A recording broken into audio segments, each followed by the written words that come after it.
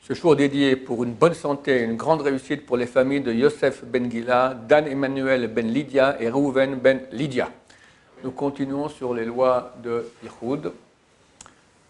Donc un homme et une femme ne peuvent pas être isolés quelque part, soit dans un endroit où il n'y a personne, un désert, une forêt, soit dans une maison qui sont enfermés ensemble, dans une chambre, enfermés ensemble. Qu'est-ce qui se passe si maintenant il y a des membres de sa famille, pas n'importe qui, je parle maintenant du père, fils, père, frère et fils, des hommes.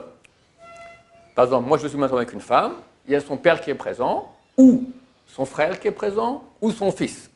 Est-ce que si elle fait une bêtise, eux ils vont aller raconter à tout le monde et donc elle ne va pas le faire, ou bien ils ont, pour leur fille ou leur sœur ou leur mère, ils vont rien dire, elle le sait très bien, donc elle va faire la bêtise.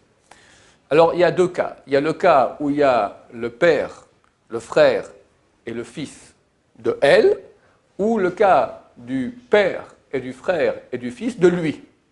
Et la loi est un peu différente. Avec elle, elle a peur, elle a relativement peur de son père, de son frère et de son fils. Donc, normalement, on ne devrait pas permettre, mais celui qui va autoriser le yichud dans ce genre de cas, il a sur qui compter. Il y en a qui disent que oui, il y en a qui disent que non. Celui qui veut compter sur la vie qu'on peut autoriser, on peut autoriser.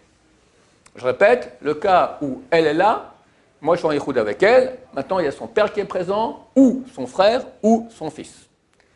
Alors il y en a qui autorisent, et celui qui veut compter sur cette avis-là, il a un avis sur lequel compter. Si maintenant, c'est le contraire, c'est-à-dire, elle est là toute seule, moi je suis ici, mais il y a mon père, ou mon frère, ou mon fils.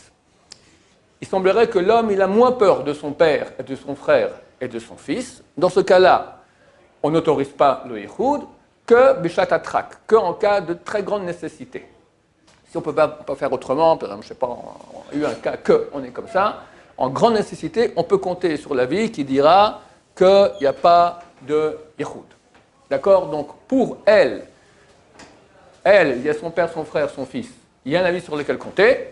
Pour lui, qu'en cas de grande nécessité.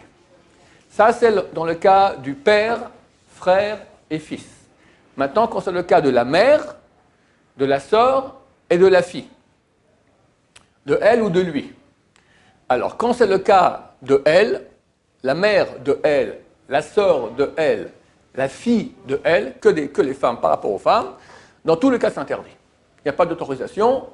Au contraire, les deux peuvent être d'accord, la mère avec la fille, la sœur avec sa sœur, et la fille avec sa mère. D'accord? Donc dans tous ces cas-là, il n'y a pas d'autorisation de yichud. Quand c'est la mère, la sœur et la fille de l'homme, avec une femme, alors là, normalement on devrait interdire. En cas de grande nécessité, on peut permettre s'il y a encore ce qu'on appelle un snif, il y a encore une autre loi où il y a aussi une discussion si c'est permis ou interdit, si les deux maintenant sont là, par exemple, on sait que le yichud, un homme avec deux femmes, c'est aussi interdit. Mais c'est plus léger qu'un homme avec une femme. Un homme avec une femme, on dit c'est interdit de la Torah, un homme avec deux femmes ou 1000 femmes, c'est interdit des Rabbanan. Donc si maintenant c'est un homme avec deux femmes, et maintenant avec cet homme, il y a soit sa mère, soit sa sœur, soit sa fille à lui, alors en cas de grande nécessité, je précise, en cas de grande nécessité, on peut autoriser. Si c'est pour passer une nuit dans une maison par exemple, alors on demandera à la mère ou à la sœur ou à la fille d'aller dormir avec ces femmes-là dans une chambre fermée à clé. Les trois dorment dans une chambre, lui dans une autre chambre, on peut autoriser. Si c'est pour un petit moment, pas besoin de se fermer à clé dans une chambre. Comprenez que fermer à clé, ça ne veut pas dire qu'il n'y a pas yichud. Parce qu'elle peut ouvrir, d'accord, toc, moi juste rentrer une seconde. Ah, elle ouvre et hop, après il leur dit, j'ai mal au cœur, il s'assoit sur le lit, etc. Et Hachem Ishmael. 1000 fois quelqu'un il ne va pas pécher, une fois il pêche, sa vie est détruite. Il peut détruire la vie d'une femme, de sa famille, sa propre vie, et c'est tellement courant. Donc les sages d'Israël veulent qu'il y ait une société qui soit morale, qui se conserve, avec des familles qui sont construites, heureuses, sans problème. Donc on fera attention à ces lois-là. Baruch Adonai, l'Olam, Amen, Amen.